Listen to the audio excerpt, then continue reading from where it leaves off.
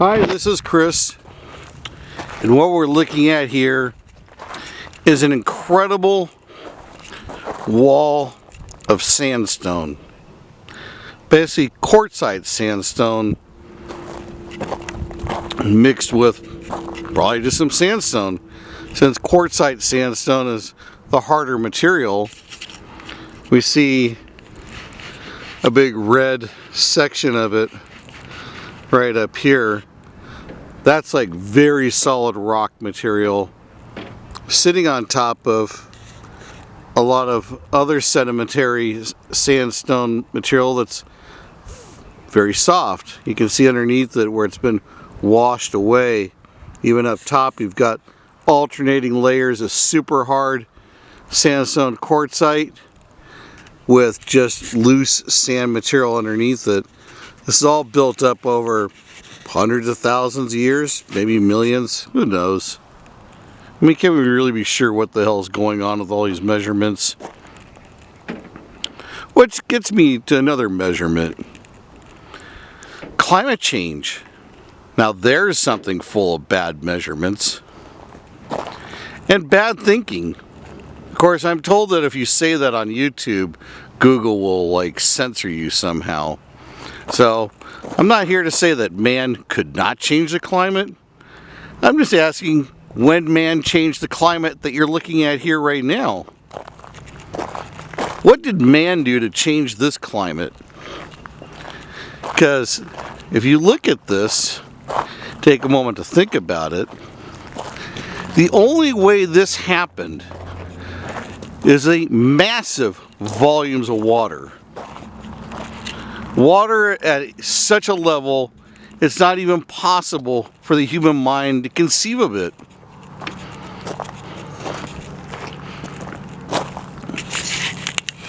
And that was a long time ago. I'm in the desert of California, the high desert. I believe this is called Red Rocks Canyon Park, or part of it. It's easy to see that this entire valley was washed away with massive forces of water. I'm going to go and see if there's some information about when that happened. But what caused the climate to change then? Why are we having, so to speak, the droughts of all droughts right now? Because man-made climate changes are taking place. Because in the reality, we're not having a drought caused by any series of events that man created. We're just having droughts that have always gone on in the West. Obviously, it's been getting drier for a long time or we wouldn't have this feature. Has everybody thought about the freaking Grand Canyon? Why don't you fly on a plane from Los Angeles to Colorado and explain climate change to me? Because obviously it's been getting drier in the West for a long time. Considering that there's dinosaur bones being found all the time in Wyoming, what do you think, those were the desert dinosaurs? The fact is, the climate's always changing. And nothing man can do about it at all. Well, I suppose we could launch a lot of thermonuclear weapons and make it a lot drier in a hurry. But if you think that man is going to change the climate by 1.5 Celsius, well, you're smoking the latest hybrid ganj out of California or Colorado, that's for sure. There is nothing man is going to do to lower the temperatures by 1.5 Celsius. If it can even be measured in a regular pattern. It's highly doubtful. Please explain to me, what is the climate change that took place to create this? And how did that happen? Neanderthal? What primitive man changed the climate?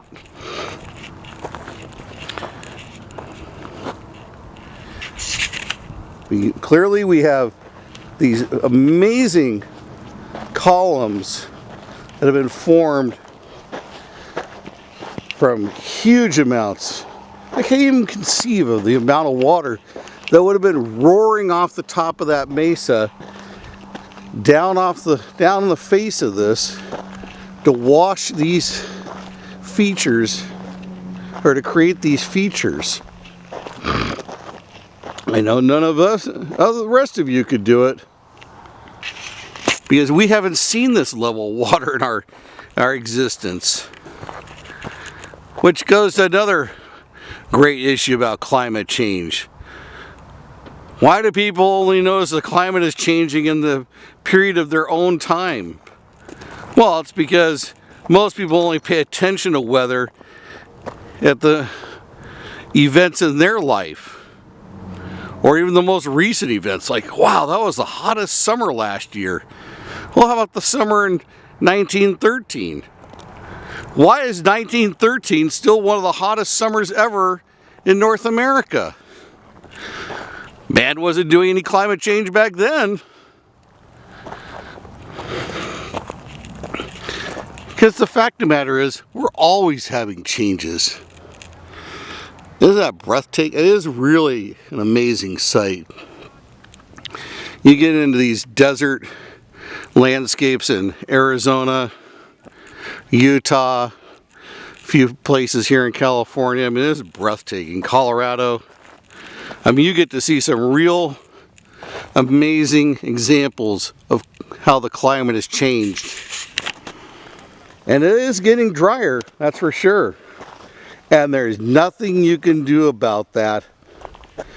No electric cars, batteries, solar roofs, anything about that is going to change the climate.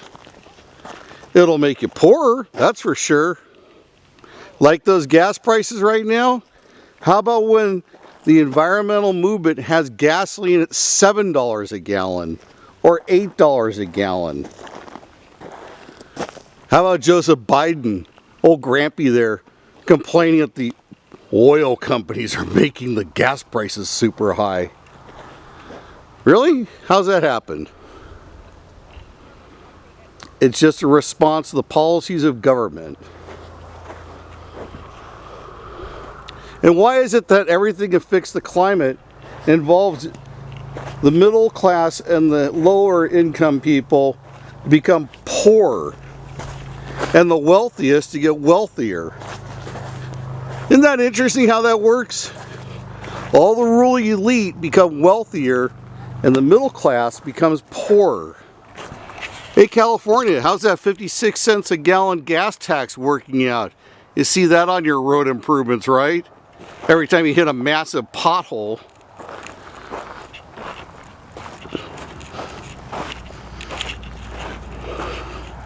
So, just something to think about. We're not supposed to say that was Google's new rules.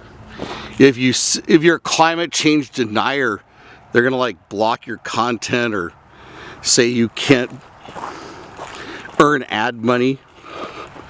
I'm not a climate change denier. Just give me the proof of how man was involved in changing the climate in this feature right here. And how can man turn this around? What environmental action will cause this area to become green again? Because it was green at one time, soon after it was flooded.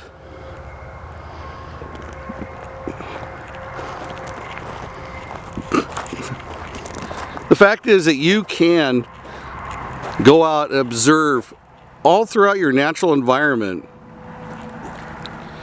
small to huge changes in the climate over decades or hundreds of years, thousands of years, millions of years that have taken place.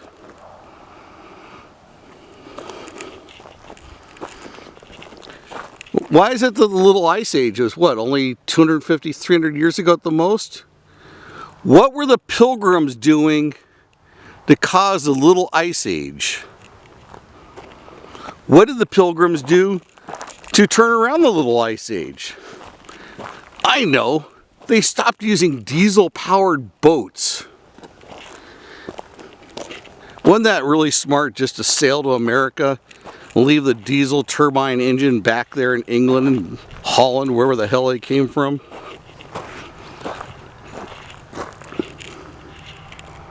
Yeah.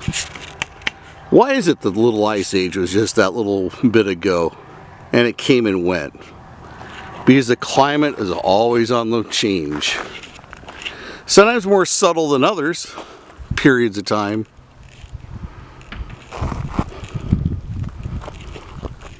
You know what? In a few years or a decade, all these political hacks and left-wing communist gurus will proclaim, wow, we solved the 1.5 degree Celsius climate change.